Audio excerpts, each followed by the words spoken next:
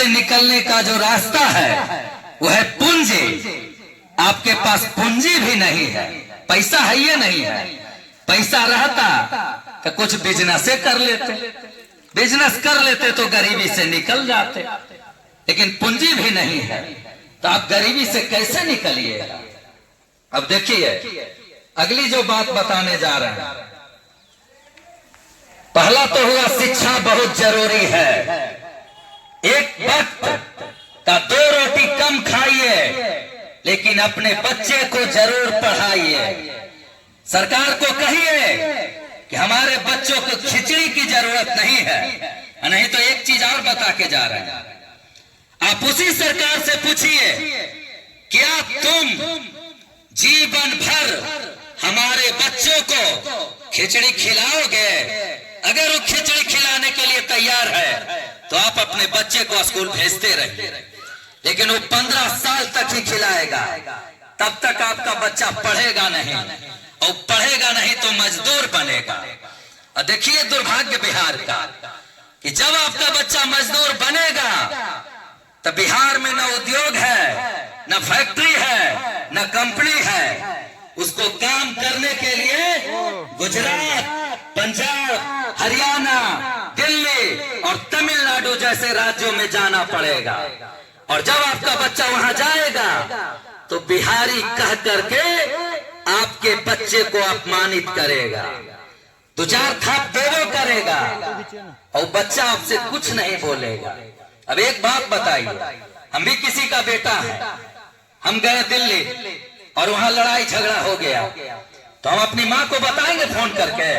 नहीं बताएंगे, क्योंकि हम तो परेशानी में हैं ही, अपने परिवार को कैसे परेशानी में डाल दें। लेकिन आप लोग को समझ में नहीं आता है, आपको लगता है कि हमारा बेटा दिल्ली चल गया है, हमारा बेटा पंजाब चल गया है, 10,000 रुपया कमा करके महीना में भेजेगा और उससे दाल भात चोखा बना करके घर में बैठ के बड़ी प्रेम से खाएंगे। लेकिन उस 10,000 रुपये के लिए आपके बेटे को कितना कष्ट झेलना पड़ रहा है, आपके भाई को कितना कष्ट झेलना पड़ रहा है, वो आपको दिखाई नहीं दे रहा है। यही बताने के लिए आए।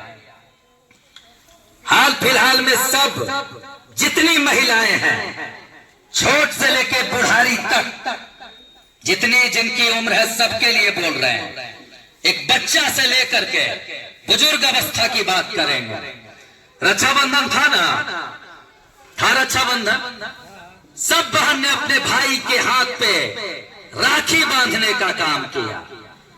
राखी तो आप बांध दिए, कहे भैया कि हमारी सुरक्षा की बात आप कर रहे हैं कि बहन की सुरक्षा हो, और आपका भाई का सुरक्षा कौन करेगा? आप ही के बहुत सारे भाई अभी गुजरात, पंजाब, हरियाणा में रह गए होंगे, वो अपनी बहन से राखी बंधाने नहीं आए। क्यों नहीं आए? उनका मन नहीं कर रहा था, उनकी मजबूरी थी कि वह घर नहीं आ पाए। कैसे दूर होगा? तो दूसरा, प्रशांत जी ये बात बोल रहे हैं कि सबसे पहले अपने बच्चे को पढ़ाइए, और दूसरा जितने बिहार के नौजवान हैं, जो आपके बेटे हैं, आपके भाई हैं, आपके पति हैं, उन सभी को बिहार में 10 से 15 हजार की रोजगार की व्यवस्था होनी चाहिए। तो कहिएगा कैसे होगा भैया? आज तक तो हुआ नहीं, आइए आएंगे तो कौन ऐसा जादू जानते हैं कि सबको रोजगारें दे देंगे? बोलिएगा ना आप। तो देखिए एक उदाहरण देके समझा रहे हैं। गुजरात का कोई भी व्यक्ति, दिल्ली का कोई भी व्यक्ति क्या बिहार में रोजगार करने आता है? बताइए आप लोग। कोई दिल्ली के आदमी आया है बिहार में काम करेला? बोलिए ना जी, आया है? नहीं ना? तो कस के बोलिए एक बार, तब सुनेंगे। आपसे पूछ रहे हैं और सबके मुंह से आवाज निकलनी चाहिए। हमको एक बात बताइए कि कोई व्यक्ति गुजरात का बिहार में रोजी रोजगार के लिए आया है? देखिए बच्चा के लेके आए हैं और तुरंत अब घर जा रहे हैं। कहे जा रहे हैं? बच्चा भूखल है। अरे तो वही बचवा लेना आए हैं। आपकी उम्र आधा बीत चुकी है, आपका जीवन नहीं सुधरेगा। किसी की सरकार आ जाए, लेकिन आपका बच्चे का जीवन जरूर सुधर सकता है। यही बताने के लिए आए हैं। लेकिन आप लोग को 10 मिनट चैन नहीं है। बस 10 मिनट हुआ कि घर जाना है, तो घर जाइएगा तो क्या सीखिएगा? कुछ नहीं सीखिएगा। अब बताइए, कोई गुजरात का व्यक्ति नहीं आ रहा, लेकिन बिहार का व्यक्ति गुजरात काम करने जा रहा है। काहे जा रहा है? इसलिए जा रहा है क्योंकि बिहार में व्यवस्था नहीं है। ये बोलते हैं ना आप लोग, काहे नहीं है? अरे गुजरात में भी एगो सरकार है और बिहार में भी एगो सरकार है, लेकिन बिहार के जो सरकार है उसको नींद में रहने का आदत है। उसको आपका बेटा की चिंता नहीं है, आपके भाई की चिंता नहीं है, आपके पति की चिंता नहीं है। इसलिए वह जो है आराम से सोया है, लेकिन गलती उसकी भी नहीं है। अगली बात देखिए, एक आंकड़ा दे रहा है, आप ही लोग से पूछेंगे वृद्धा पेंशन कितना मिल रहा है। अब देखिए, वो चचे बेचारा बोल रहे हैं, बाकी सब चुप है। न मिल रहा है? अरे नहीं मिल रहा है तब भी बोलिए, अब मिल रहा है तब भी बोलिए। वृद्धा पेंशन मिल रहा है कि नहीं मिल रहा है? मिल रहा है। अब बाकी के ना मिल रहा है तो बोलिएगा तब ना पता लगेगा। कितना मिल रहा है भैया? 400। अब देखिएगा, उदाहरण दे रहे हैं। आप लोग इतना समझदार हैं कि बिहार से झारखंड बना कि ना बना? कब बना? 2000 ईस्वी में। तो हाँ, वही बता रहे हैं कि झारखंड अलग हुआ 2000 ईस्वी में, तो वो अपने गार्जियन को, बुजुर्ग को 1000 रुपया वृद्धा पेंशन दे रहा है। अब बिहार के नीतीश कुमार आपको 400 दे के कह रहे हैं चुपचाप लो, भीख के तौर पे लेके चुपचाप रहो। हाँ, यही परेशानी है। अब देखिए, जो छोटका बेटा है वो बाप माई के दे रहा है 1000, अब बड़का बेटा बिहार बाप माई के दे रहा है 400। कह रहा है चुप रह, तेरा से ज्यादा ना मिलता। आपको एक उदाहरण दे रहे हैं। अभी एक चाची मिली हमको, तो बोली बउआ घरवा में ताला न लगेगी ना, तब पुतोहिया हमरा बड़ी डांटते। अच्छा रुक जाता, उपाय बतवाइए करो। आपको वृद्धा पेंशन 400 मिल रहा है। बुढ़ारी में व्यक्ति के पास दो ही सहारा है। एक सहारा लाठी का, बुढ़ारी में लाठी ही सहारा होता है, और दूसरा सहारा आपका पेंशन है, जिसको नीतीश कुमार आपको 400 रुपया दे रहे हैं भीख के तौर पर।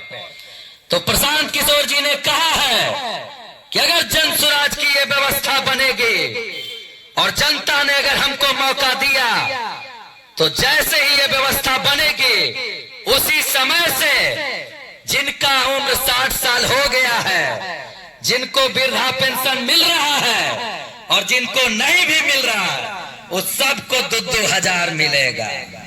तो पहला सहारा लाठी और दूसरा सहारा पेंशन। अगर 2000 मिलेगा तो वही बेटा पुतो सामने से थाली लाके खाना देगा।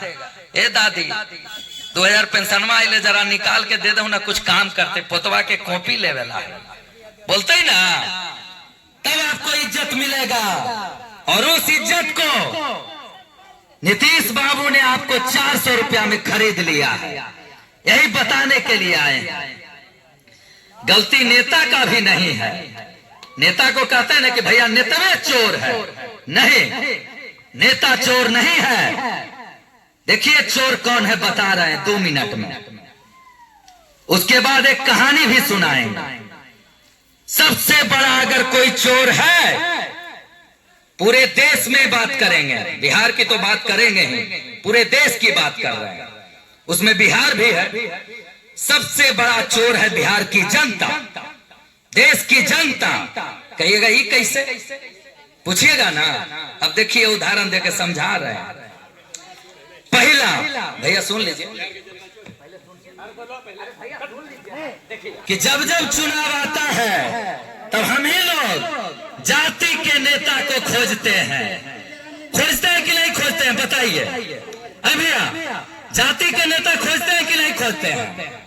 अगर हम आप ही के जाति का हैं और आप हमको आंख मूंद के वोट दे रहे हैं तो हम जीवन भर काम करेंगे आपके लिए? नहीं करेंगे। हमको पता है कि जतिया के नम्मा पे वोटवा दे देगा तो हम जाके दिल्ली या पटना में सूत जाएंगे। 5 साल के बाद फिर आएंगे और फिर हाथ गोड़ जोड़ेंगे, वोट दे दीजिएगा। तो पहला गलती किए कि ना किए? जाति के नाम पे नेता चुन के गलती की है। अभी सुन लीजिए चाचा, समझ में आएगा। दूसरा गलती हम लोग जो कर रहे हैं वो बता रहे हैं। जाति से बच गए तो धर्म में जाके फंस गए। हम सब हिंदू, तू मुसलमान। अरे भैया हमको बच्चा के पढ़ाई और रोजगार न चाहिए। किसी की भी सरकार हो, हमारे बच्चों के लिए पढ़ाई जरूरी है, रोजगार जरूरी है, आपके लिए वृद्धा पेंशन जरूरी है। सब बात बताएंगे। इससे भी बच गए तो देखिए सब आदमी बेईमान नहीं है, ये भी बात नहीं बोल रहे हैं।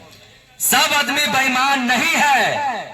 अगर मान लिया जाए हम इतने लोग हैं और हमारे साथ में हमारे 10 साथी आए हैं यहाँ, हम सब एक ही गांव के हैं, मान लीजिए आप ही के गांव के हैं, आप सब गांव वाले ईमानदार हैं, लेकिन हम जो 10 लोग आए हैं जो आप ही के गांव का है, जब चुनाव आता है तो हम ही लोग पैसा ले करके नेता को वोट दे रहे हैं। तब एक बात बताइए, नेता को पैसा लेके वोट दिए हम तो नेता काम करेगा? नहीं करेगा। कहेगा भैया हम घरवा से काम कर देंगे, वो लूटेगा।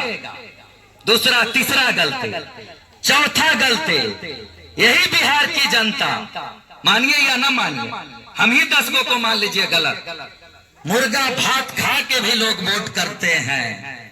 इसका भी एक खमियाजा भुगतना पड़ता है। कुछ गांव के लोग ऐसे भी हैं जो शराब भी पी के वोट कर देते हैं। तो भैया आप अपना वोट को बेच रहे हैं पैसा पर, आप अपना वोट को बेच दिए मुर्गा भात पर, आप अपना वोट को बेच दिए दारू के बोझ पर, तो कैसे आपके बच्चे को पढ़ाई मिलेगा? कैसे आपके बच्चे को रोजगार मिलेगा? और कैसे आपको वृद्धा पेंशन 400 से 2000 होगा? तो सबसे पहले जब नेता चुनने चाहिए तो ये नहीं कहने आए हैं कि हमरे वोट दीजिए, नहीं बोलेंगे। आपको जो अच्छा व्यक्ति लगता है, जो आपके बच्चों के लिए पढ़ाई की व्यवस्था करे, आपके जवान बेटे के लिए, आपके जवान भाई के लिए, आपके पति के लिए, यही बिहार में 10 से 15 हजार की रोजगार की व्यवस्था करे, उसको वोट दीजिए। अब देखिए एक उदाहरण और दे रहे हैं, ज्यादा समझ में आएगा। उदाहरण ही है, लोग कहते हैं कि बिहार में भैया पैसा पूंजी है ये नहीं है तो कैसे विकास होगा। एक उदाहरण दे रहे हैं, हम सब बिहार की गरीब जनता ने बैंक में 100 रुपया जमा किए। 100 रुपया से उदाहरण दे रहा है, सबसे छोटा उदाहरण। हम सब ने मिल करके एक बैंक में 100 रुपया जमा किया। बैंक का कर्तव्य बनता है, दायित्व है उसका कि वो 90 रुपया फिर इस जनता में बांट दे लोन के रूप में। लेकिन आपको पता है कि बिहार की जनता को कितना मिलता है? 40 रुपया। तब पूछिएगा भैया 50 रुपया कहां जा रहा है? यही समझ में आएगा। इस 100 रुपया का उदाहरण दिए हैं, अगर करोड़ों का उदाहरण देंगे तो सोच लीजिए कितना बड़ा उदाहरण है। अब वो 100 रुपया जो है वो बैंक आपको 40 रुपया दे दिया, तो 50 रुपया कहां गया भैया? तो 50 रुपया चल गया गुजरात में, चल गया महाराष्ट्र में, चल गया तमिलनाडु में। तो भैया गुजरात, महाराष्ट्र, तमिलनाडु में फैक्ट्री नहीं लगेगा? लगवे करेगा, और आपके यहाँ नहीं लगेगा। तब प्रशांत जी बोल रहे हैं कि जो 50 रुपया जा रहा है दूसरा राज्य में, उसको यही रोकेंगे। और यहाँ के नौजवान को, यहाँ की महिलाओं को, यहाँ के किसान भाइयों को देंगे, ताकि वो कुछ उद्योग फैक्ट्री लगवा करके बिहार का विकास कर सके, अपना विकास कर सके। अब बताइए सही चीज है कि नहीं है? अब चलिए एक उदाहरण देके अब समझा रहे हैं। छपरा में हम पैदल यात्रा कर रहे थे, दादी की एज की एक महिला मिली हमको, जिनकी उम्र 70 साल था। तब छपरा में भोजपुरिया बोलल जाला, तो हम भी भोजपुरिया थोड़ा थोड़ा सीख गए हैं। तो हमसे पूछी कि बउआ नेताजी हमरा के कुछ दे ही। तो उनको हम सोचे कि भाई पूछिए लेते हैं इनको क्या चाहिए। तो हम पूछे, थोड़ा भोजपुरिया सीख गए थे, तो हम भी भोजपुरिया में पूछ लिए। भोजपुरिया में बोले समझ जाइएगा, समझ जाइएगा चाची, भोजपुरिया समझ जाइएगा, कोई बड़ा चीज न है। अब देखिए वो चाची जैसी दादी बोली कि नेताजी हमरा के कुछ दे ही, तो हम पूछ दिए कि दादी रउआ के का चाहिए। तो तुरंत बोलती हैं कि 10 से 15 हजार रुपया मिल जाए ना, तो सब बोटवा हम नेताजी के दे दें। हम कहली बड़ी निम्न। एटीएम लिए हुए थे, उनका बेटा बैठा था, एटीएम निकाल के दे दिए कि भैया तुम 10,000 रुपया निकाल लो। हम ही बोले कि तुम निकाल लो। उसके बाद दादी से पूछे, उनका एक पोता पोती था, एक 7 साल का, एक 5 साल का। तो हम पूछे कि दादी ये रउए के ना पोता पोती बा? तो बड़ी कस के बोली हाँ हमरे पोता पोती बा। बड़ी नहीं